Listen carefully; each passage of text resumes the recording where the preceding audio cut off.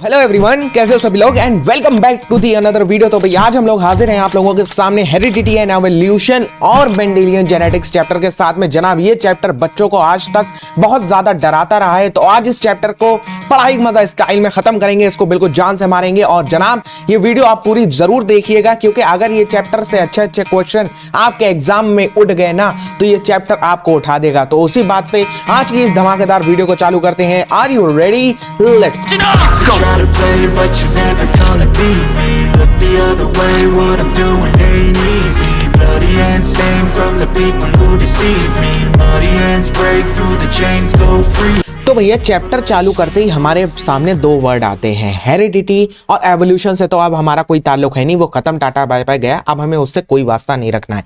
हमारा भैया main topic है हेरिडिटी। अब हेरिडिटी में भैया दो वर्ड आते हैं, हेरिडिटी और इनहेरिटेंस। बच्चे इसमें हमेशा कंफ्यूज रहते हैं, तो आज इसको खत्म करते हैं पढ़ाई के मजे स्टाइल में, तुमको समझ आ जाएगा एकदम, जो होता है चमक जाएगा। तो अब मैंने ऊपर एक लाइन लिख रखी है भैया, क्या लाइन है?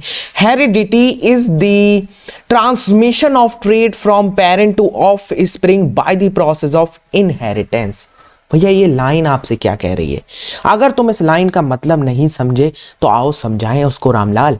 मैं कहता हूं ये मेरे पास में दो पेरेंट्स हैं, फादर है, उसके पास में ये कुछ इस टाइप की ट्रेट है, यानी मैं ट्रेट कह रहा हूँ, कोई जीन है, कोई जो होता है उसके पास में ऐसा सेल है, समझ लो अभी के लिए ये उसके पास में ऐसा सेल है, ये ब्लैक कलर का, और आपकी मदर के पास में कुछ ऐसा सेल है। तो अब होगा क्या जब इनकी नेक्स्ट जनरेशन आएगी, यानी कि अगर मान लो आपके मम्मी पापा हैं और आप हो, तो अगर आप आए तो आपके मम्मी पापा में से ये दो जीन ट्रांसफर हुए, ये दो जीन यहां से यहां ट्रांसफर हुए। तो अब हुआ क्या? ये जो जीन का ट्रांसफर हुआ आपके पेरेंट से आपके अंदर, इसको हम लोग कहते हैं हेरिडिटी। और ये जिस प्रोसेस से आए, यानी कि पहले गैमीट बने होंगे, अरे पिछला चैप्टर पढ़े हो, रिप्रोडक्शन पढ़े हो, हाँ सर पढ़े हैं, तो इनको हम लोग कहते हैं गैमीट। ये गैमीट के प्रोसेस से ट्रांसफर हुए, गैमीट बने, फिर जो होता है रिकॉम्बिनेशन हुआ, जब रिकॉम्बिनेशन हुआ फिर आपका जाइगोट बना, फिर जाइगोट डिवाइड करा, फिर बहुत लंबी कहानी है। तो ये जो प्रोसेस है, ये जिस प्रोसेस से आपके पेरेंट्स में से गैमीट आपके अंदर आ रहे हैं, इस प्रोसेस को कहते हैं इनहेरिटेंस। अब मान लो ये मैं कहता हूं, अब हाँ भैया ये सारी चीजें तो हो गई बढ़िया तरीके से। अब मैं कहता हूं मान लो ये ट्रेट जो होता है, ये मान लो टॉलनेस का है, तो ये क्या है? ये टॉल का ट्रेट है, ये टॉल का ट्रेट है। और मान लो ये क्या है? ये है ब्लैक आई का ट्रेट। ये क्या है? ब्लैक आई का ट्रेट है, BE लिख के दे रहा हूं मैं इसको, ठीक है? ये ब्लैक आई का ट्रेट है। तो अब हुआ क्या? आपने ये दो ट्रेट अपने मम्मी पापा से इनहेरिट करे, मम्मी पापा से आपके अंदर आए, मम्मी पापा से आए, तो ये ट्रेट क्या कहलाएंगे? ये ट्रेट कहलाएंगे इनहेरिटेड ट्रेट। ये क्या कहलाएंगे? Inherited trait. समझ आया या नहीं आया? अगर समझ आया है तो लाइक का बटन दब जाना चाहिए। क्या है जनाब, फिर से एक बार बिल्कुल बढ़िया तरीके से, बिल्कुल शांति से मैं इस चैप्टर को बहुत प्यार से समझाने वाला हूं। क्या है? आपके मम्मी पापा में से आपके अंदर कुछ कैरेक्टर्स का ट्रांसफर होना, आपके मम्मी पापा में से आपके अंदर कुछ कैरेक्टर्स का ट्रांसफर होना, वो कहलाता है हेरिडिटी। वो कैरेक्टर्स जिस प्रोसेस से ट्रांसफर हो रहे हैं वो कहलाता है आपका इनहेरिटेंस। और वो कैरेक्टर अगर आपके अंदर आते हैं, आपके अंदर दिखते हैं, तो वो कहलाती है इनहेरिटेड ट्रेट। हाँ सर, एकदम क्लियर हो जाना चाहिए, कोई कंफ्यूजन वाली इसमें बात ही नहीं है। तो यही सारी चीजें आपको इस पेज पे दिखी हुई मिलेंगी, जैसे कि इसके कुछ कॉमन एग्जांपल्स यहाँ पे लिखे गए हैं, जैसे कि ब्लैक आई, ब्राउन आई, रेड आई, ठीक है, आई कलर हो गया, और हाइट हो गई, और ईयर लोब्स हो गए, ठीक है, ये सारी चीजें हैं। और ये देखो यहाँ पे टर्म्स लिखे हैं, लेकिन हम लोगों ने इस फ्लो चार्ट से ये समझ लिया है कि भैया इनहेरिटेंस क्या होते हैं और हेरिडिटी क्या होती है। ये चीज आपको एकदम क्लियर हो जानी चाहिए। हाँ सर, एकदम क्लियर हो गई है।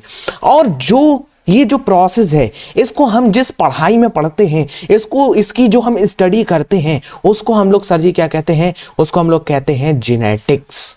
सही है सर, हाँ सर सही है, एकदम बढ़िया। अब सर बात आती है मेंडेलियन इनहेरिटेंस की। भैया ये मेंडेलियन इनहेरिटेंस क्या होती है? इनहेरिटेंस तुम्हें पता है, प्रोसेस ऑफ ट्रांसफरिंग कैरेक्टर्स, यानी कि जो प्रोसेस से कैरेक्टर्स आपके मम्मी पापा में से आपके अंदर ट्रांसफर हुए उसको हम लोग कहते हैं इनहेरिटेंस। अब ये जो इनहेरिटेंस का प्रोसेस है इसको मेंडल ने स्टडी किया था, इसको मेंडल ने स्टडी किया था। अब इसमें इंपॉर्टेंट क्या है भैया, मेंडल ने कब स्टडी किया था? मेंडल ने जो होता है 1856 से 1863 तक इसको स्टडी किया है। और किस पे स्टडी किया था इन्होंने? जो होता है इसको पी प्लांट पे स्टडी किया था। पी प्लांट को हम लोग साइंटिफिक नेम में पाइसम सटाइवम भी कहते हैं। क्या कहते हैं सर जी? Pisum sativum. अगर तुम लिख के आ जाते हो भाई साहब, एग्जामिनर जो होता है एकदम बौखले आ जाएगा कि भैया लौंडे बहुत आता है, ठीक है। तो जॉर्ज मेंडल ने ये स्टडी कब चालू करी थी? 1856 से, और 7 साल तक इन्होंने जो होता है ये स्टडी की है। ये देखो ये इंपॉर्टेंट पॉइंट्स हैं। किस पे स्टडी की थी भैया? पी प्लांट पे स्टडी की थी, और इसको हम कहते हैं PISUM, Pisum, SATIVUM, Pisum sativum पे स्टडी की थी, और इसको हम कहते हैं पी प्लांट। सही है सर। लेकिन एक काम था, लेकिन एक बात थी कि मेंडल को अपनी जो काम था उनका, जो उन्होंने ये स्टडी करी थी 7 साल, बहुत लंबा टाइम होता है, 7 साल तक उन्होंने ये जो स्टडी की थी, जब उन्होंने पब्लिश की तो उनकी इस स्टडी को जो होता है इतना मतलब एक्सपोजर नहीं मिल पाया, उनकी ये स्टडी इतनी पॉपुलर नहीं हुई। पर 1900 में उनका ये काम रीडिस्कवर हुआ। 1900 में उनका ये काम रीडिस्कवर हुआ बाय 3 साइंटिस्ट, जिनका पहला नाम है कार्ल कॉरेंस, दूसरा एच वॉन टेस्मा, तीसरा डी वरीज। इन 3 साइंटिस्टों ने उनका काम जो होता है रीडिस्कवर किया। हाँ सर, रीडिस्कवर करा। अब मेंडल ने जो होता है कुछ, जैसे कि आपको बताया जाता है law of dominance, law of independent assortment, ये मेंडल ने नहीं दिए थे, मेंडल ने इनका प्रोसेस दिया था। हाँ भैया कुछ ऐसा होता है, कुछ ऐसा होता है, मेंडल ने ये बताया था। मेंडल ने ये नहीं कहा था हाँ ये लॉ होते हैं। ये लॉ क्या है? ये पूरे लॉ जो होता है ये मेंडल की स्टडी है भैया। पर ये लॉ बनाए किसने? अगर मेंडल ने, आप कह रहे हो भैया बनाए नहीं है, तो ये लॉ बनाए किसने? ये लॉ जो होता है कार्ल कॉरेंस ने फॉर्मुलेट करे थे, जिनको हम कहते हैं लॉ ऑफ मेंडेलियन इनहेरिटेंस। ठीक है सर, हाँ सर एकदम बढ़िया तरीके से। चलो अब बात ये आती है कि भैया मेंडल कोई सा भी प्लांट ले सकता था, कोई सा भी, मतलब मान लो वो सेब का प्लांट ले लेता, मान लो वो जो होता है आम का प्लांट ले लेता, मान लो वो केले का प्लांट ले लेता, लेकिन उसने पी प्लांट क्यों चुना? पी प्लांट ही क्यों? अरे भैया और कोई या इस दुनिया में सारे प्लांट मारे गए थे क्या? नहीं, तब भी उसने पी प्लांट ही क्यों चुना? इसलिए चुना क्योंकि पी प्लांट में बहुत सारे कॉन्ट्रास्टिंग कैरेक्टर्स मौजूद हैं। भैया अब ये कॉन्ट्रास्टिंग कैरेक्टर्स क्या होते हैं? जैसे फॉर एग्जाम्पल के बात करता हूं मैं, तुम्हारे स्कूल में कुछ बच्चे होंगे जो बहुत ज्यादा ही क्या होंगे? बहुत ज्यादा ही ताकतवर होंगे, बहुत ज्यादा ताकतवर होंगे। और कुछ बच्चे होंगे जो बहुत ज्यादा ही लंबे होंगे, बहुत ज्यादा ही लंबे होंगे। तो ह्यूमंस में क्या है? ह्यूमंस में कॉन्ट्रास्टिंग कैरेक्टर्स आपको देखने को मिलते हैं। मान लो कोई ये छोटा है लेकिन ताकतवर है, कोई लंबा है लेकिन सूखा पाका है, जैसे कि मान लो रामलाल, ठीक है। तो वो जो होता है ये कॉन्ट्रास्टिंग कैरेक्टर्स है। कोई है जिसकी आंख जो होता है नीली है, कोई है जिसकी आंख जो होता है वो लाल है, बहुत कम देखने को मिलती है, कोई है जिसकी आंख भूरी है। तो ये सारे कॉन्ट्रास्टिंग कैरेक्टर्स हैं।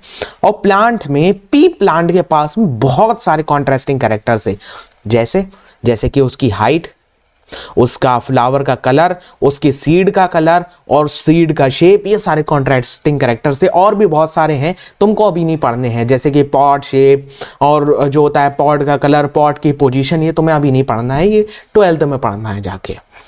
अब पी प्लांट क्या है? सेल्फ पॉलिनेशन करता है। भैया ये सेल्फ पॉलिनेशन क्या है? अरे पिछले चैप्टर में पढ़ा नहीं है, रिप्रोडक्शन में। मतलब अगर ये मान लो मैं कह रहा हूं ये मेरे पास में एक प्लांट है, मान लो मैं कह रहा हूं मेरे पास में ये एक प्लांट है, ठीक है, ये एक प्लांट है, और ये जो होता है इसका मेल रिप्रोडक्टिव ऑर्गन है यहाँ पे लगा हुआ, और इसका ये जो होता है आपका फीमेल रिप्रोडक्टिव ऑर्गन है, ठीक है। हाँ भैया, अगर यहाँ से पॉलन ग्रेन जाता है और यहीं इसी प्लांट पे, सेम प्लांट पे ट्रांसफर हो जाता है और यहाँ पे सीड बन जाता है, तो इसको हम लोग क्या कहते हैं, इसको हम लोग कहते हैं सेल्फ पॉलिनेशन। तो पी प्लांट में सेल्फ पॉलिनेशन होता था। और जो होता है इसमें क्रॉस पॉलिनेशन भी आसानी से कराया जा सकता था। भैया अगर सेल्फ पॉलिनेशन होता था तो इसमें क्रॉस पॉलिनेशन कैसे कराते थे? क्रॉस पॉलिनेशन ऐसे कराते थे, क्रॉस पॉलिनेशन ऐसे कराते थे, बड़ा ही सिंपल था कि भैया देखो ये दूसरा पी प्लांट है, मान लो ये दूसरा पी प्लांट है, ठीक है। हाँ सर ये दूसरा पी प्लांट है, बहुत सिंपल तरीके से बता रहा हूँ, यूट्यूब पे तुमको नहीं मिलने वाली है ऐसी जेनेटिक्स, ठीक है। अब क्या करो, मेंडल क्या करते थे, मेंडल करते थे कि इससे जो होता है पॉलिन ग्रेन्स को एक्सट्रैक्ट कर लेते थे, एक्सट्रैक्ट कर लिए, मेरे ढेर सारे पॉलिन एक्सट्रैक्ट कर लिए। अब इनको जो होता है यहाँ पे अगर फीमेल पार्ट है, यहाँ पे अगर मान लो मैं कह दूँ यहाँ पे अगर फीमेल पार्ट है तो इस पर ट्रांसफर कर दिए, ये क्रॉस पॉलिनेशन हो गया। बहुत आसानी से आप इसमें क्रॉस पॉलिनेशन करा सकते थे। सबसे इंपॉर्टेंट इसका बहुत शॉर्ट लाइफ स्पैन था, यानी कि 1 साल के अंदर आप पी प्लांट की कई जनरेशन, मान लो 4 से लेके 5 जनरेशन को आप इनकी देख सकते थे 1 साल के अंदर, और बहुत आसानी से कहीं भी उग जाते थे। इसलिए मेंडल्स ने पी प्लांट पे एक्सपेरिमेंट किया है, इसको हम लोग कहते हैं मेंडल्स पी प्लांट। क्यों करा, ये सारे रीजंस आपके सामने हैं, बहुत बढ़िया तरीके से मैंने आपको समझा भी दिए हैं। अब आगे बढ़ते हैं, मेंडल ने आखिरकार भैया असल में करा क्या था? असल में उसका एक्सपेरिमेंट था क्या? उसने क्या करा, उसने सारी प्योर लाइन वैरायटी ली प्लांट की। भैया अब ये प्योर लाइन वैरायटी क्या होती है? यानी कि जिसमें एक ही टाइप के जीन मौजूद हों, जिसमें कोई अलग टाइप के जीन ना मौजूद हों। फॉर एग्जाम्पल के तौर पे यहाँ पे अच्छी खासी जगह है, ठीक है, तो मैं यहाँ पे लिख लेता हूँ। ये जो होता है फॉर एग्जाम्पल के तौर पे मैं कहता हूँ, एग्जाम्पल के तौर पे क्या कहता हूँ भैया, मान लो ये टी और ये टी, भैया ये टी क्या है? मैंने कहा यार ये कोई जीन है, मैंने कहा ये कोई जीन है। मान लो ये टी यानी कि सेम है, कैपिटल टी। मान लो ये एक दूसरा प्लांट है जिसके अंदर जीन है स्मॉल टी। इनको हम लोग कहते हैं प्योर, और इसको हम जेनेटिक्स की भाषा में, कहते हैं, क्या कहते हैं भैया, इसको कहते हैं होमोजाइगस, ठीक है। होमो लिख देता हूं मैं माउस से लिख रहा हूं तो इसलिए तुम्हारी थोड़ी राइटिंग खराब हो सकती है। तो ये कहलाती हैं प्योर लाइन वैरायटी। अब भैया अनप्योर किसको कहते हैं, यानी हेट्रोजाइगस किसको कहते हैं? आप पढ़ तो लिए होंगे अब तक चैप्टर, ठीक है, तो लेकिन समझ में आया नहीं होगा, ठीक है बच्चों। तो चलो अब आज समझते हैं कि जो होता है हेट्रोजाइगस किसको कहते हैं। मान लो मेरे पास में एक ये पी प्लांट का सेल है, इसके अंदर जो होता है जीन है, एक है कैपिटल टी और एक है इसके पास में स्मॉल टी। अरे भैया यहाँ पे तो दोनों कैपिटल टी थे, लेकिन यहाँ पे तो जो होता है एक कैपिटल टी एक स्मॉल टी, यानी यहाँ पे अलग अलग जीन है। तो इसको हम लोग कहते हैं अनप्योर, इसको हम लोग क्या कहते हैं, अनप्योर। और हम लोग इसको कहते हैं हेट्रोजाइगस। क्या कहते हैं भैया, हेट्रोजाइगस, ठीक है। ये देखो ये है होमोजाइगस और ये है हेट्रोजाइगस। ये देखो ये अलग अलग जीन वाले ये है हेट्रोजाइगस। तो मेंडल ने क्या करा, मेंडल ने प्योर लाइन वैरायटी ली प्लांट की, यानी कि जिसमें जो होता है सिर्फ एक ही टाइप के जीन मौजूद हो, एक ही टाइप के जीन, यानी कि मान लो अगर ऑल कैपिटल जीन है तो सारे ही कैपिटल जीन हो या तो सारे ही स्मॉल जीन हो। उन्होंने उसको क्रॉस कराया। ये देखो ये टॉल है ये डॉर्फ है, तो इन्होंने इसको क्रॉस कराया। तो क्या हुआ, इनको जो पहली जनरेशन मिली, पहली जनरेशन को हम लोग कहते हैं फीलियल 1 जनरेशन और F1 जनरेशन, ठीक है। इनको जो पहली जनरेशन मिली वो इनको हाइब्रिड मिली।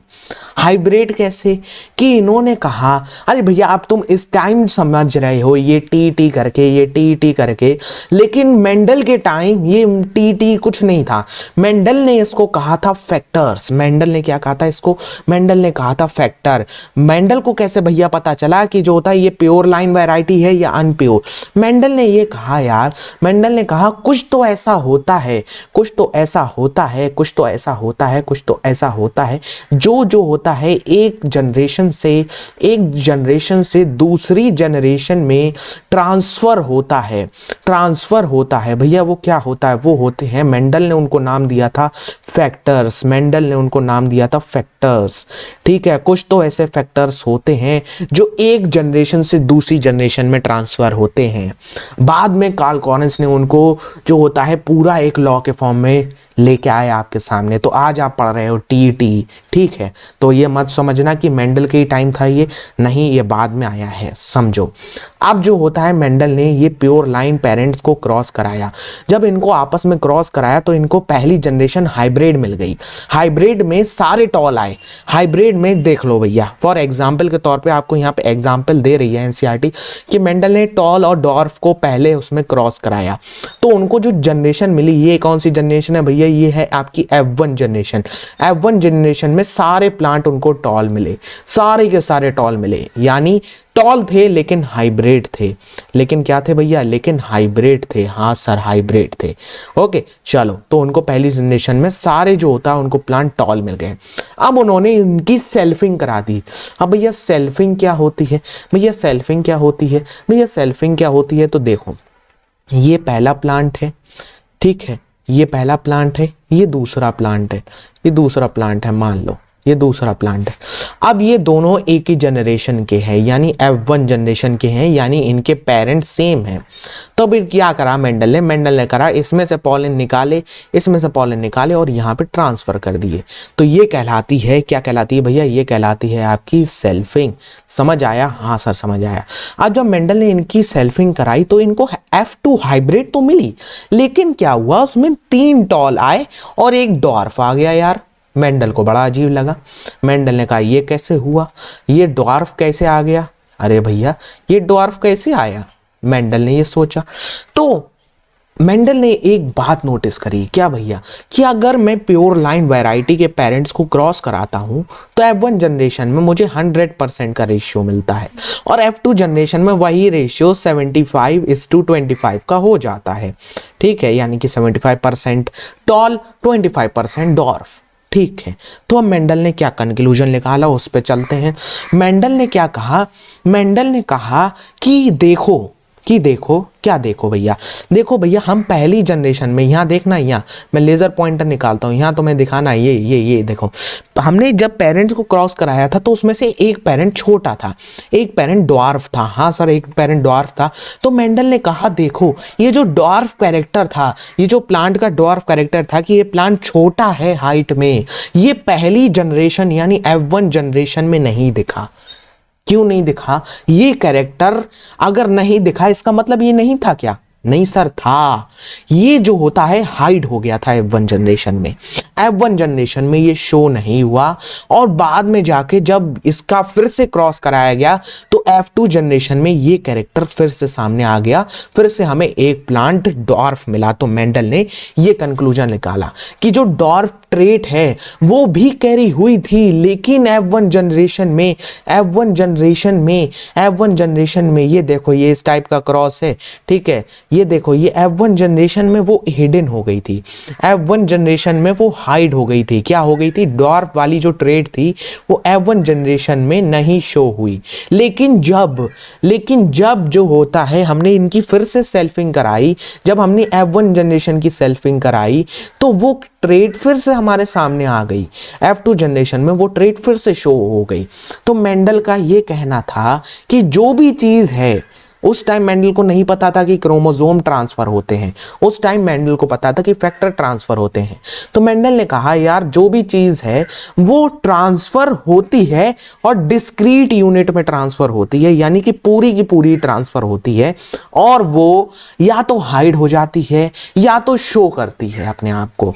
फॉर एग्जाम्पल, अगर थोड़ी ज्यादा हैवी बातें हो गई हो, फॉर एग्जाम्पल मेंडल ने कहा यार मेरे पास में मान लो एक ये फैक्टर है, एक ये क्रोमोसोम है, मैं फैक्टर नहीं कह रहा हूं, मैं एक क्रोमोसोम कह रहा हूं, एक ये क्रोमोसोम है, एक कलर बदलते हैं, और मेरे पास में एक इस टाइप का क्रोमोसोम है, ठीक है, मेरे पास में एक इस टाइप का क्रोमोसोम है।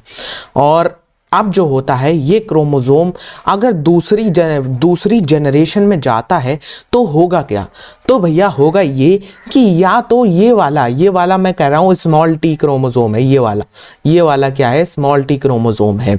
तो मैं कह रहा हूँ ये अगर किसी दूसरी जनरेशन में ट्रांसफर होता है तो दो कंडीशन आएंगी।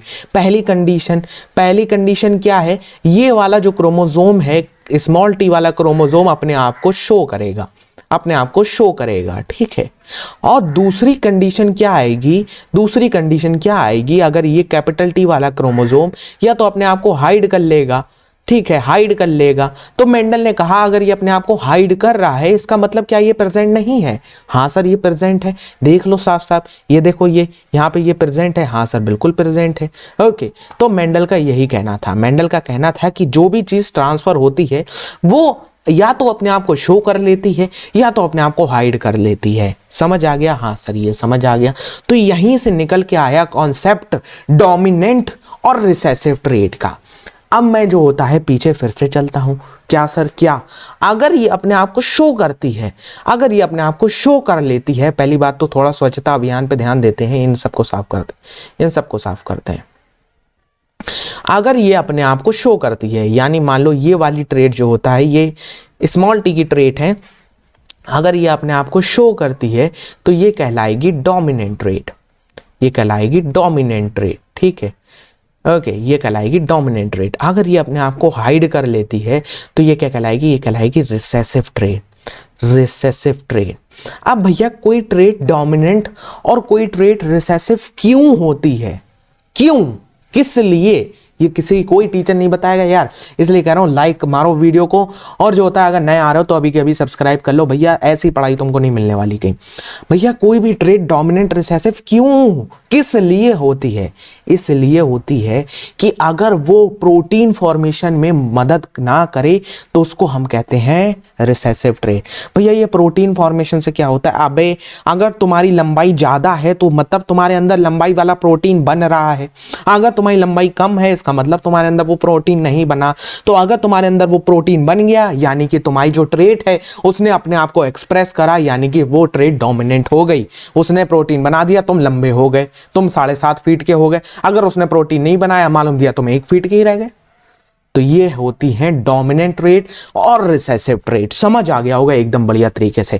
कुछ एग्जांपल्स हैं आपके सामने डोमिनेंट और रिसेसिव ट्रेट के, जैसे कि ये देखो, ये है रिसेसिव ट्रेट, यानी कि अगर ईयरलोब अटैच हो जाए, अगर ईयरलोब, कुछ लोगों का होता है ये, अगर ईयरलोब जो होता है अटैच हो तो उसे हम कहते हैं रिसेसिव ट्रेट। ये एक रिसेसिव ट्रेट है।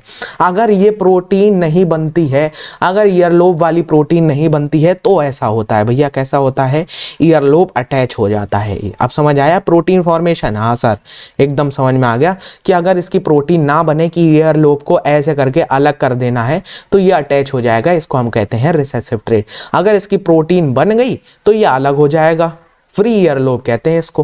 तो ये है आपकी डोमिनेंट ट्रेट। ओके, डोमिनेंट में आपके आई का कलर जो होता है नॉर्मल होता है।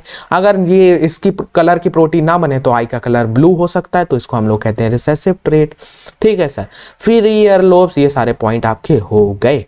अब भैया होता क्या है यार, अगर जो होता है रिसेसिव ट्रेट कब आती है, रिसेसिव ट्रेट कब शो करती है, रिसेसिव ट्रेट तब शो करती है, ये पॉइंट को मैंने यहाँ पे एक्सप्लेन कर रखा है। ठीक है, तो रिसेसिव ट्रेट कब शो करती है कि अगर मान लो मेरे पास में दो इस टाइप के जीन है, दो इस टाइप के जीन है, एक जो होता है ब्लू कलर का है, एक ब्लैक कलर का है, फिर एक ब्लू कलर का है, एक ब्लैक कलर का है, ये दो पेरेंट्स हैं।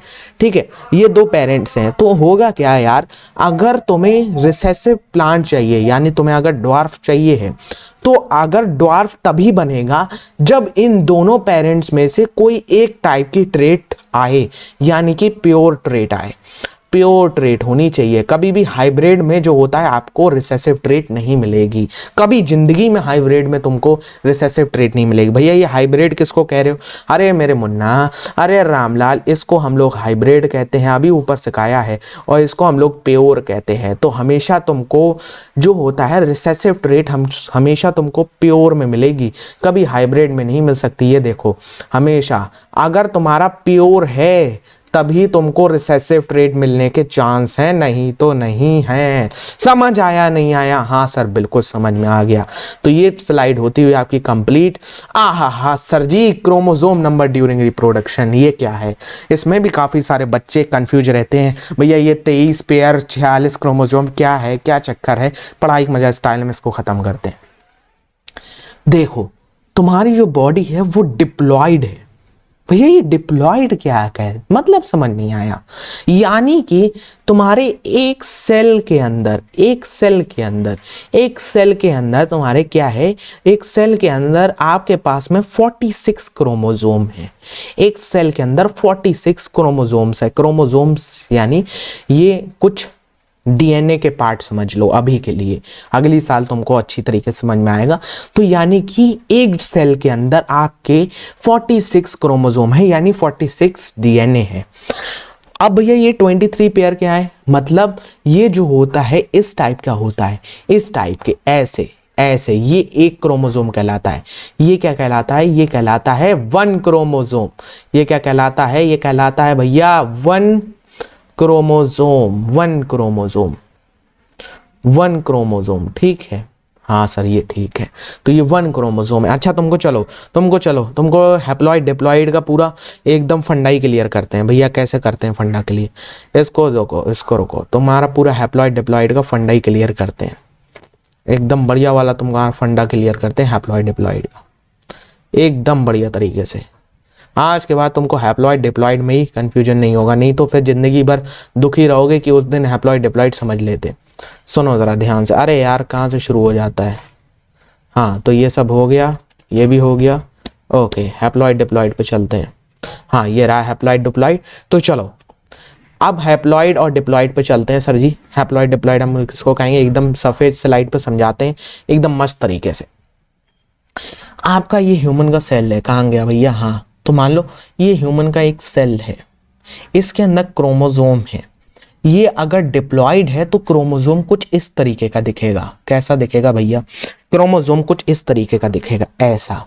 ये एक क्रोमोसोम कहलाएगा। देखो बना रहा हूं अभी, आई मत, ये क्रोमोसोम नहीं है, ये इसका एक जो होता है लाइन है, ठीक है। इसको क्रोमेटिड कहते हैं, अगली साल समझोगे। तो अगर डिप्लॉइड कंडीशन है तुमको क्रोमोसोम कुछ ऐसा दिखेगा। इसको हम लोग कहेंगे 1 क्रोमोसोम। इसको हम लोग क्या कहेंगे भैया? अरे माउस भैया काम कर जाओ यार। इसको हम लोग क्या कहेंगे? इसको हम लोग कहेंगे 1 क्रोमोसोम। रुक जाओ। हाँ इसको हम लोग कहेंगे 1 क्रोमोसोम। ठीक है, यानी इसमें 1 क्रोमोसोम में 2 सिस्टर क्रोमेटिड होते हैं। इसमें क्या होते हैं? इसमें क्या मतलब तुम ऐसे समझ लो, इसमें 2 जीन होते हैं। इसमें क्या होते हैं? इसमें होते हैं भैया, इसमें होते हैं, अरे यार माउस भैया काम कर जाओ यार सही से ढंग से। हाँ इसमें 2 जीन होते हैं, ठीक है। तो अगर मैं कहूँ किसी भी ऑर्गेनिज्म के अंदर अगर 46 क्रोमोसोम है, मतलब उसमें कितने पेयर हैं? उसमें ऐसे कितने पेयर हैं भैया? कहोगे 2 से डिवाइड कर दो, यानी कि उसमें जो होता है 23 पेयर्स हैं। अगर ऐसा क्रोमोसोम है तो इसको हम लोग कहते हैं डिप्लॉइड कंडीशन। इसको हम लोग क्या कहते हैं? अगर 2 जीन हैं एक क्रोमोसोम में अगर 2 जीन हैं तो इसको हम लोग कहेंगे डिप्लॉइड कंडीशन। समझ आ रहा है? हाँ सर समझ आ रहा है। अब होता क्या है, अगर गैमीट फॉर्मेशन होती है तो क्या होता है, तो ये इस तरीके से टूट जाते हैं, यानी ये चीजें अलग अलग हो जाती हैं। ये चीजें क्या करती हैं? ये चीजें अलग अलग हो जाती हैं, ऐसे करके अलग अलग हो जाती हैं। अरे भैया माउस भैया नहीं काम कर रहे हैं यार, माउस भी धोखा दे जाता है। ये चीज अलग अलग हो जाती है। ये देखो ये चीज दोनों जो होता है ये अलग अलग सेपरेट आउट हो जाते हैं। माउस भैया काम कर जाओ। हाँ तो ये क्या होते हैं? ये चीज सेपरेट आउट हो जाती है अलग अलग एकदम। तो ये जो कंडीशन है, अगर मैं कहूं अब जो होता है किसी सेल में कितने क्रोमोसोम हैं, ये कब होता है भैया? अच्छा एक और बात, ये अलग अलग कब होते हैं? ये होते हैं आपकी गैमीट फॉर्मेशन के दौरान। कब भैया? ये होते हैं गैमीट्स में। गैमीट्स में ये अलग अलग होते हैं। तो गैमीट्स में क्या होता है, गैमीट का अगर मैं एक सेल का अंदर अगर आपको दिखाऊं तो कुछ इस तरीके के वो प्रेजेंट होंगे, यानी सिंगल सिंगल, यानी कि सिंगल सिंगल। अब इनकी जिंदगी में डबल नहीं है, अब ये सिंगल हो गए। तो गैमीट्स में वो कुछ इस तरीके से प्रेजेंट होते हैं। तो इस कंडीशन को कहते हैं, जब गैमीट्स को अगर दिखाओगे तो क्रोमोसोम कुछ ऐसा दिखेगा, खाली सिंगल उसमें जो होता है जीन होगा, उसमें 2 जीन नहीं होंगे। इस कंडीशन को भैया कहते हैं, इस कंडीशन को कहते हैं भैया डिप्लॉइड। इस कंडीशन को क्या कहते हैं, इस कंडीशन को कहते हैं, इस कंडीशन को हाँ। तो अगर ऐसी कंडीशन है, अगर जो होता है आपको दिख रहा है कि सिर्फ एक ही पेयर मौजूद है, यानी उसका दूसरा पेयर नहीं है, कुछ इस टाइप की कंडीशन नहीं है, तो आप इसको क्या कहोगे, आप इसको कहोगे हैप्लॉइड कंडीशन। आप इसको क्या कहोगे, आप इसको कहोगे हैप्लॉइड कंडीशन। ये सिर्फ एक ही जगह होता है, कहाँ पे, ह्यूमन बॉडी में, ये गैमेट्स के अंदर होती है कंडीशन। अब अगर मैं पूछूं कितने क्रोमोसोम मौजूद हैं, तो अब तो पेयर तो बचे ही नहीं, अब तो जो होता है पेयर तो कहोगे ही नहीं, अब तो इसके आधे हो गए, यानी 46 के आधे हो गए, यानी कि अब 23 क्रोमोसोम्स किसी भी एक सेल के अंदर मौजूद हैं। सर जी समझ आ जाना चाहिए एकदम जबरदस्त तरीके से। हाँ सर एकदम जबरदस्त तरीके से समझ में आ गया है। तो यही बताया गया है कि अगर जो होता है क्रोमोसोम नंबर ड्यूरिंग रिप्रोडक्शन के टाइम, यानी कि जब गैमेट फॉर्मेशन होती है तो 23 क्रोमोसोम्स हो जाते हैं, यानी कि हैप्लॉइड कंडीशन आ जाती है। ठीक है, हैप्लॉइड कंडीशन। नॉर्मल जो पर्सन होता है वो डिप्लॉइड होता है। अब जो होता है, आप कैसे फिर हैप्लॉइड हुए भैया, अगर जो होता है हमारे जो होता है गैमीट्स में आधे क्रोमोसोम होते हैं, तो हम कैसे डिप्लॉइड हो गए। होता क्या है, नेचर ने बहुत अच्छा कर रखा है। नेचर आधे क्रोमोसोम आपके जो होता है एक पेरेंट से लेता है और आधे क्रोमोसोम आपके दूसरे पेरेंट से लेता है, फिर उनको रिकंबाइन कर देता है, फिर उनको रिकंबाइन करके फिर से डिप्लॉइड कंडीशन बनी रहती है। अब भैया ये क्रोमोसोम आधे होते ही क्यों है, ये इस तरीके की कंडीशन क्यों आती है, ये इस तरीके की कंडीशन क्यों आती है, ऐसी कंडीशन आती ही क्यों है। ऐसी कंडीशन इसलिए आती है ताकि क्रोमोसोम नंबर मेंटेन रहे।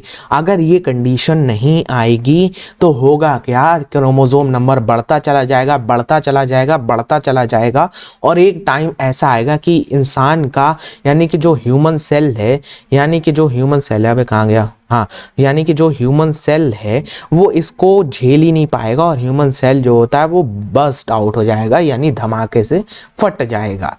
ठीक है, तो इसलिए नेचर ने ये इंतजाम कर रखा है। तो वही आपको इस पूरे पेज पे बताने की कोशिश की गई है।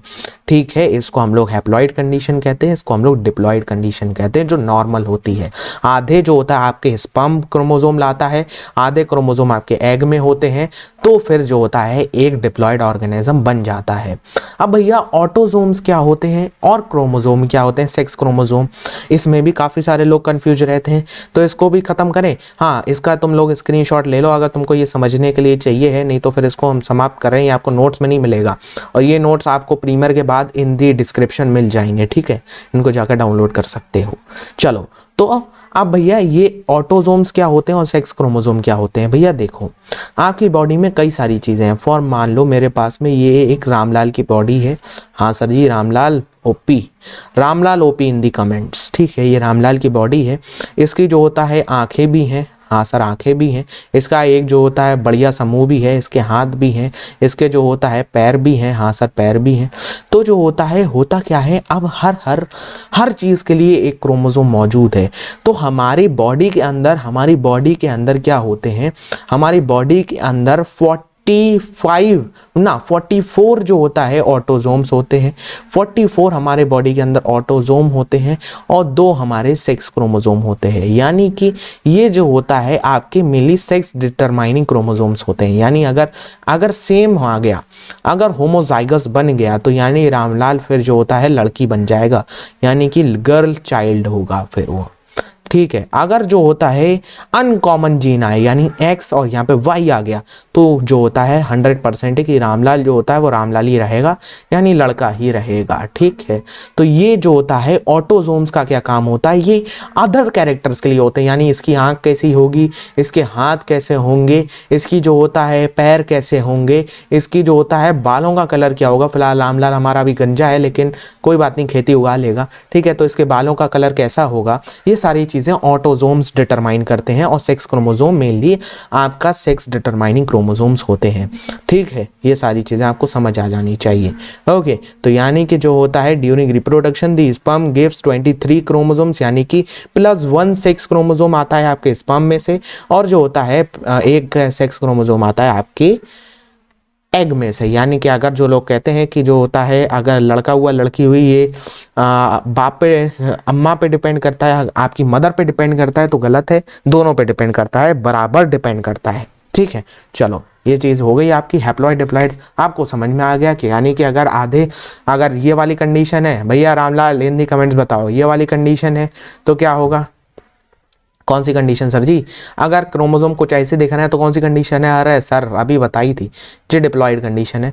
और हैप्लॉइड कंडीशन में क्या होगा, क्रोमोसोम खाली तुमको ऐसा दिखेगा, एक सिंगल क्रोमेटिड दिखेगा, एक सिंगल क्रोमेटिड। भैया ये क्रोमेटिड क्या है, अबे ज़्यादा दिमाग मत लगा, तो इसको जीन समझ ले। ठीक है, अगली साल समझ लियो क्रोमेटिड क्या होता है। ठीक है, तो ये सारी चीज़ें हैं, ये वो बात है कि आपके नॉर्मली सारे सेल्स डिप्लॉइड होते हैं। ओहो हो सर जी, एलील का कॉन्सेप्ट आता हुआ आपके सामने। एलील क्या है, एक मिनट देख लेते हैं जरा, वीडियो बढ़िया चल रही है। हाँ सर एकदम बढ़िया चल रही है। चलो एलील का कॉन्सेप्ट आ गया आपके सामने। एलील में भी बहुत सारे बच्चे परेशान रहते हैं, भैया ये एलील क्या है। एलील भी मैं अपने स्टाइल में समझाऊंगा। एलील जो होता है वो कॉन्ट्रास्टिंग फॉर्म है एक जीन लोकाई की। अब भैया ये जीन लोकाई क्या है, जीन लोकाई क्या है, ये लोगाई मत समझ लेना। कुछ हमारे जो होता है मान आइंस्टीन वाले प्राणी होंगे जो इसको लोगाई समझ लेंगे, बहुत मारूंगा, पटक के मारूंगा, बम की तरह फट जाओगे। तो ये लोकाई है। ये लोकाई क्या है, मान लो मेरे पास में ये दो जीन है, ये मेरे पास में पहला जीन है, ये मेरे पास में दूसरा जीन है। ये जीन पे एक पार्ट में एक जो होता है कुछ स्पेसिफिक टाइप का डीएनए मौजूद है। ठीक है, ये मान लो मैं, अरे यार जीन छोड़ो, मान लो मेरे पास में ये क्रोमोसोम है, ये मेरे मान लो मेरे पास में ये क्रोमोसोम है। ठीक है, ये मेरे पास में ये क्या है, क्रोमोसोम है, ऐसे वाले ये मेरे पास में क्रोमोसोम है। तो इनके एक पार्ट पे मान लो मैंने कहा टॉलनेस का जीन मौजूद है, यहाँ पे ये टॉलनेस का जीन मौजूद है, ये क्या है, टॉल का जीन मौजूद है। ओके, ये जीन मौजूद है और ये क्रोमोसोम डिप्लॉइड कंडीशन के हैं, यानी देख लो बीच में से जुड़े हुए हैं ऐसे। तो यहाँ पे ही सेम मतलब सेम ही जो होता है परपेंडिकुलर दूसरे जीन पे जो होता है दूसरा वही सेम जीन मौजूद है, यानी ये भी टॉलनेस का जीन मौजूद है। हाँ सर कोई परेशानी तो नहीं है, हाँ परेशानी बिल्कुल नहीं है, पर असल में है क्या, ये क्रोमोसोम है। ठीक है, इनके एक ये जो एक मतलब पूरा एरिया है, एक सेम साइट दोनों जीन की, ये कहलाती है जीन लोकाई, यानी इसको हम लोग कहते हैं वन जीन लोकाई।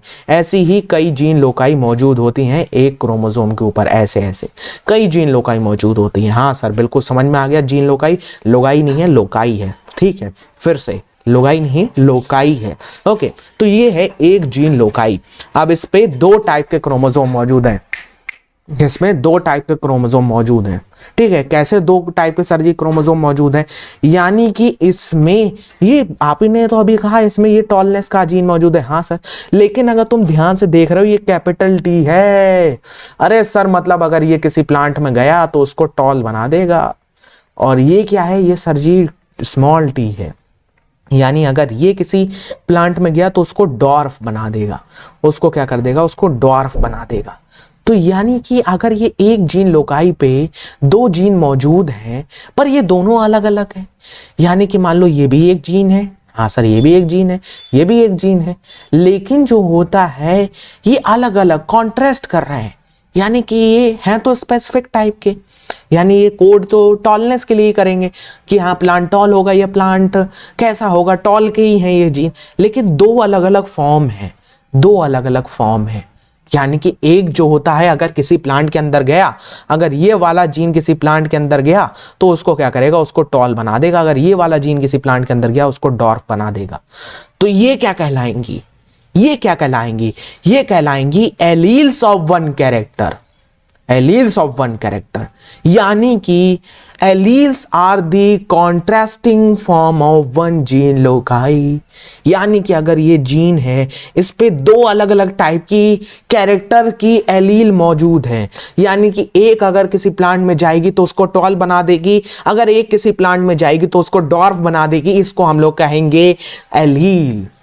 अगर एक जीन लोकाई पे यानी क्रोमोसोम पे एक प्लेस है, एक ही प्लेस पे दोनों क्रोमोसोम पे एक ही प्लेस पे दो अलग अलग टाइप के जीन मौजूद है, लेकिन वो काम एक ही करते हैं, काम एक ही चीज के लिए करते हैं, यानी मान लो टॉलनेस के लिए करते हैं, पर उनमें से अगर एक किसी प्लांट में जाएगा तो उसको टॉल बना देगा, अगर एक किसी प्लांट में गया तो उसको डॉर्फ बना देगा। इसको हम लोग कहेंगे so they are called alleles of one character. बिल्कुल हाई लेवल, बिल्कुल तुमको चमक जाना चाहिए। अगर तुम ये एग्जाम में लिख के आते हो एग्जामिनर पागल हो जाएगा भाई साहब, ऐसे ही लिख के आना बिल्कुल फ्लो चार्ट की भाषा में, ठीक है। Alleles are the contrasting form of one gene loci, ठीक है। कॉन्ट्रास्टिंग ट्रेड के लिए ये लोग कोड करते हैं, कोड का मतलब प्रोटीन फॉर्म करते हैं। प्रोटीन मतलब, अरे मुन्ना, ये प्रोटीन का मतलब होता है कि अगर जो होता है, अगर ये किसी प्लांट में गया तो कुछ ऐसी प्रोटीन बनाएगा जिससे वो प्लांट टॉल हो जाएगा, अगर ये वाला स्मॉल टी वाला किसी प्लांट में गया तो कुछ ऐसी प्रोटीन बनाएगा जिससे वो प्लांट छोटा हो जाएगा। एलील हो गई तुम्हारी खत्म। होमोजाइगस हेटेरोजाइगस मैं समझा चुका हूं। अब मेंडल्स के एक्सपेरिमेंट को समझने की बात है, यानी अब जो होता है आपका मेन चीज आएगी वो है लॉस मेंडल के, ठीक है। उनको भी पढ़ाई मजा स्टाइल में खत्म करेंगे। तो मेंडल का पहला एक्सपेरिमेंट सबको पता है, उसने मोनोहाइब्रिड जो होता है वो लिया, मोनोहाइब्रिड प्लांट लिए, उनमें से जो होता है उन्होंने क्रॉस कराया, मोनोहाइब्रिड प्लांट को उसने क्रॉस कराया और उसको जो पहली F1 जनरेशन मिली वो हेटेरोजाइगस मिली, यानी कि उसमें जो होता है अलग अलग टाइप के मौजूद थे, यानी कि अगर एक कैपिटल G है तो दूसरा स्मॉल t है, ठीक है, कैपिटल T स्मॉल t, तो ये ऑल टॉल हेटेरोजाइगस थे।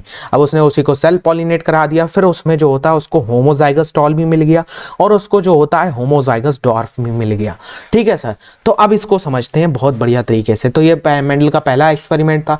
दूसरे एक्सपेरिमेंट में उसने डाई हाइब्रिड क्रॉस कराया। भैया ये डाई हाइब्रिड क्रॉस क्या होता है, यानी कि मान लो राउंड येलो, ये दो कैरेक्टर हैं। अब अच्छा डाई हाइब्रिड में भी वही चीज होती है क्या भैया, ये अगर जीन है तो भैया ये मोनोहाइब्रिड का जीन है। अगर मैं इसको डाई हाइब्रिड का बनाना चाहूँ तो मैं इस पे यहाँ पे एक और कैरेक्टर जोड़ दूंगा, एक और कैरेक्टर, ये यानी कि कैपिटल R, और यहाँ पे मैं जोड़ दूं स्मॉल r, तो ये हो गया डाई हाइब्रिड का जीन। हाँ सर, लेकिन अब इसको कंफ्यूजन ना हो जाए तुमको, इसलिए इसको हटा देता हूँ, ठीक है, मैंने तुमको समझा दिया। हाँ सर, बिल्कुल समझ में आ गया। चलो, तो ये होता है डाई हाइब्रिड और ये होता है मोनोहाइब्रिड। तो अब उसने करा क्या, उसने डाई हाइब्रिड का क्रॉस कराया, उसने कैरेक्टर लिया राउंड येलो सीड और व्रिंकल्ड ग्रीन सीड। व्रिंकल्ड यानी कि कुछ ऐसी ओबड़ खाबड़ सीड, और राउंड येलो यानी कि एकदम परफेक्ट ऐसी सीड, ठीक है। व्रिंकल्ड यानी कि सूखी हुई सीड, ठीक है, व्रिंकल्ड और हरी सीड, ओके। उसने ये दो कैरेक्टर्स लिए। अरे देखे नहीं हो, मटर अगर आती है उसको नहीं पानी में रखा जाए तो वो सूख सी जाती है, तो वो है आपकी चीज, ठीक। चलो, तो उसने जब ये दोनों कैरेक्टर्स लिए तो मेंडल ने क्या देखा, मेंडल ने देखा यार कि F2 जनरेशन में जो हिडन ट्रेट थी, हिडन ट्रेट कौन सी, ग्रीन व्रिंकल्ड, ये जो होता है वापस से आ गई, ये वापस में आ गई। लेकिन F1 जनरेशन में ये जो होता है हिडन रही थी, लेकिन इसने अपनी आइडेंटिटी को नहीं खोया, अपनी आइडेंटिटी को नहीं खोया। क्या मतलब है सर जी, यहाँ पे हमारे मेंडल बाबा का यहाँ पे क्या मतलब है, मेंडल बाबा का यहाँ पे ये मतलब है कि अगर मैं इसको क्रॉस कराऊं तो जो हमें F1 जनरेशन मिल रही है इसमें हमें ये वाली, यानी हमें ऐसी टाइप की सीड नहीं मिल रही है, ऐसी टाइप की सीड नहीं मिल रही है, यानी रिंकल्ड ग्रीन हमें नहीं मिल रही है। तो क्या पता कि ये रिंकल्ड ग्रीन खत्म ही हो गई हो, नहीं, मेंडल ने नहीं कहा ऐसा। मेंडल ने कहा ये रिंकल्ड ग्रीन अपने आप को छुपा गई, अपने आप को छुपा गई, और फिर से किसमें, F2 जनरेशन में रीअपियर हो गई, वापस से आपको दिख गई, ठीक है। This form the basis of the principle of segregation. अभी चिंता मत करो, आगे सब समझ जाएंगे, ठीक है। मेंडल ने दो कॉन्ट्रास्टिंग कैरेक्टर्स को लिया, जैसे कि कलर ऑफ सीड और shape of seed in a P plant, okay.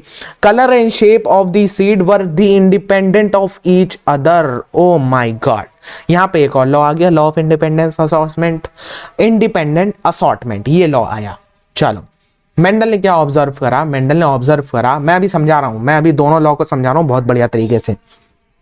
Mendel बाबा ने क्या ऑब्जर्व करा, मेंडल ने ऑब्जर्व करा कि भैया जो F1 जनरेशन है वो रिजेंबल करता है either of the parent.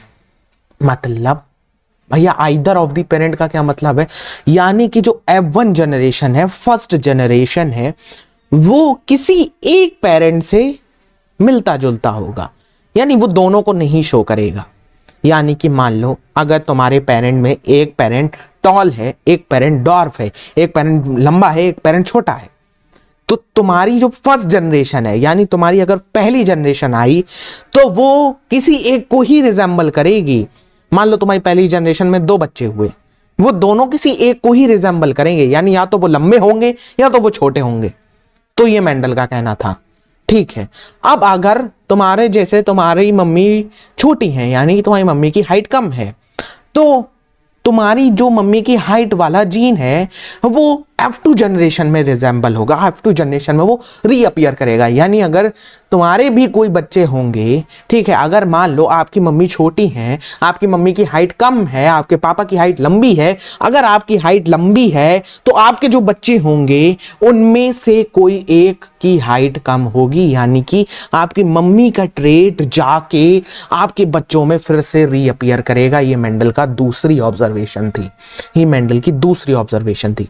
Hidden trait in the F1 generation reappear unchanged in the F2 generation, यानी कि वो अपने आप को खराब नहीं होने देता है। समझ गए? हाँ सर समझ गए। ओके, प्रिंसिपल ऑफ डोमिनेंस, यहां से निकल के आया प्रिंसिपल ऑफ डोमिनेंस। मैं बता चुका हूं अभी डोमिनेंट ट्रेट क्या होती है, रिसेसिव ट्रेट क्या होती है, समझो ध्यान से। डोमिनेंट ट्रेट वो ट्रेट होती है, मान लो मेरे पास में एक ये क्रोमोसोम है, मान लो मेरे पास में ये एक क्रोमोसोम है, ये 2 जीन है, ठीक है, क्रोमोसोम पे ये 2 जीन है जिनका नाम है कैपिटल T और जिनका नाम है स्मॉल t। तो अब होगा क्या भैया, कैसे पता चलेगा कि इनमें से कौन सा जीन डोमिनेंट है और कौन सा जीन इसमें से रिसेसिव है? कैसे ये डिसाइड ही आखिरकार कैसे होता है कि कौन सी चीज डोमिनेंट है, कौन सी चीज रिसेसिव है? तो भैया अगर इनमें से कोई, ये 2 एलील हैं, एलील तुमको समझ में आ गया, एक ही कैरेक्टर की हैं लेकिन 2 अलग अलग फॉर्म है, समझ आ गया? हाँ सर बिल्कुल समझ में आ गया। तो ये अगर मान लो इसमें से, अगर मान लो ये जो स्मॉल t वाली एलील है, अगर ये एक्सप्रेस करती है, भैया ये एक्सप्रेस करने का मतलब क्या होता है? एक्सप्रेस करने का मतलब होता है रामलाल की अगर ये प्रोटीन फॉर्मेशन करती है। प्रोटीन फॉर्मेशन से भैया क्या होता है? प्रोटीन फॉर्मेशन से होता है अबे कि प्लांट जो होता है वो छोटा ही रह जाएगा, ठीक है, प्लांट जो होता है वो ज्यादा बड़ा नहीं होगा, प्लांट जो होता है वो छोटा का छोटा ही रह जाएगा। हाँ सर ठीक है, प्रोटीन फॉर्मेशन अगर होगी तो प्लांट जो होता है वो छोटा का छोटा ही रह जाएगा, प्लांट लंबा नहीं होने वाला। हाँ, तो अगर ये जो होता है कि स्मॉल t वाली जो जीन है, अगर ये एलील अपने आप को एक्सप्रेस करती है, यानी ये अपनी प्रोटीन बना देती है, तो ये फिर कहलाएगी डोमिनेंट, ये फिर कहलाएगी डोमिनेंट। और अभी हमने पीछे पढ़ा था कि ये डोमिनेंट की आपकी कंडीशन कब आती है? जब प्लांट प्योर हो, जब यहाँ पे भी ये कैपिटल T ना होके ये स्मॉल t होती, तो यहाँ पे ये एलील फिर अपने आप को एक्सप्रेस करती। लेकिन इनके जो होता है, पापा जी उधर बैठे हुए हैं, क्या सर जी, कौन से पापा जी बैठे हुए हैं? यानी अगर ये है, यानी कि अगर इनकी डोमिनेंट एलील मौजूद है, इनकी जो होता है ये वाली कैपिटल T मौजूद है, तो ये क्या करेगी? सबसे पहले अपना ही प्रोटीन बना देगी और इसको एक्सप्रेस नहीं होने देगी। अगर इसका प्रोटीन बन गया तो यानी कि प्लांट जो होता है वो खूब लंबा चौड़ा बनेगा, खूब जो होता है लंबा होगा इसके प्रोटीन की वजह से। तो ये कहलाता है principle of dominance. Principle of dominance क्या कहता है कि कोई एक 2 एलील में से अपने आप को एक्सप्रेस करेगी और दूसरी अपने आप को छुपा के रखेगी। वही चीज मैंने तुमको बताई कि जो होता है ये अपने आप को छुपा जाएगी और ये अपने आप को एक्सप्रेस कर देगी। समझ आ गया? हाँ सब बिल्कुल समझ में आ गया। Principle of segregation, principle of segregation क्या कहता है? फिर से यही डायग्राम आपके सामने आता हूँ, इसको हम लोग नहीं पढ़ेंगे, हम लोग फ्लो डायग्राम से समझेंगे, ठीक है। मान लो आपके पापा के पास में ऐसी ट्रेट है, आपके पापा बहुत लंबे हैं, ठीक है, उनके पास में दोनों टॉलनेस की ट्रेट है, टी, वो प्योर है एकदम, ठीक है। अब आपकी जो मम्मी है वो जो होता है उनके पास में वो भी टॉल है, लेकिन उनके पास में एक अनप्योर है, यानी कि हेट्रोजाइगस उसके पास में ट्रेट है, कैपिटल टी स्मॉल टी। अब होगा क्या, होगा क्या, होगा क्या, होगा क्या, सुनो ध्यान से। क्या ये ट्रेट अगर ये छुपी हुई है तो ये अपने आप को खत्म कर देगी? ना ना ना ना ना मुन्ना, ना रामलाल, ना सकाराम, ये अपने आप को खत्म नहीं होने देगी। ये अपनी डिस्टिंक्ट आइडेंटिटी, अपने आप की डिस्क्रीट यूनिट बिना खत्म हुए ये अपने आप को रखेगी, अपने आप को खत्म नहीं होने देगी। अब क्या होगा, अब क्या होगा, जब गैमीट फॉर्मेशन होगा, जब गैमीट बनेंगे, जब गैमीट फॉर्मेशन होगा तो ये दो जोनों हैं, ये जो दोनों एलील्स हैं ये टूटेंगी, ये इस तरीके से टूटेंगी, ऐसे ऐसे ये गैमीट कुछ इस तरीके के बनेंगे, एक में कैपिटल टी आएगी, एक में स्मॉल टी आएगी। तो अगर ये स्मॉल टी आपके अंदर ट्रांसफर होती है और यहाँ से तो ये प्योर है तो यहाँ से तो कोई भी एक आ सकता है, ये गैमीट फॉर्मेशन में टूटेंगी, ये गैमीट फॉर्मेशन में टूटेंगी तो यहाँ से अगर आया तो आपका भी फिनोटाइप जो होता है वो हाइब्रिड हो जाएगा। तो ये कहलाता है प्रिंसिपल ऑफ सेग्रीगेशन, यानी कि अगर कोई रिसेसिव अलील है, यानी कि अगर कोई भी अलील है, कोई भी अगर कैरेक्टर की अलील है, वो अपने आप को ख़त्म नहीं होने देती है, अपनी डिस्टिंक्ट आइडेंटिटी बना के रखती है, अपने आप को ख़त्म नहीं होने देती, अपने आप को बर्बाद नहीं होने देती है, अपनी डिस्टिंक्ट आइडेंटिटी बना के रखती है और जब गैमीट फॉर्मेशन होता है तब सेग्रीगेट करती है। अब भैया आप कहोगे यही क्यों आई, ये स्मॉल टी वाली ही हमारे अंदर क्यों ट्रांसफर हुई, ये कैपिटल टी वाली ही क्यों ट्रांसफर नहीं हो गई? तो ये चीज हमारा अगला लॉ एक्सप्लेन करता है, इसको हम लोग कहते हैं प्रिंसिपल ऑफ इंडिपेंडेंट असॉर्टमेंट। ये क्या कहता है, ये कहता है separation of one pair of allele is independent of separation of pair of another allele. क्या मतलब है इसका? इस प्रिंसिपल को फॉलो कराने के लिए आपको एटलीस्ट डाइहाइब्रिड क्रॉस चाहिए, ठीक है, तो ही ये प्रिंसिपल फॉलो होगा, ठीक है। चलो, तो ये प्रिंसिपल क्या कहता है, ये प्रिंसिपल कहता है मान लो आपके पास में ये कुछ सीड है, यानी कि ये कौन सी सीड है, ये है आपकी राउंड येलो सीड है और ये भी आपकी राउंड येलो सीड है।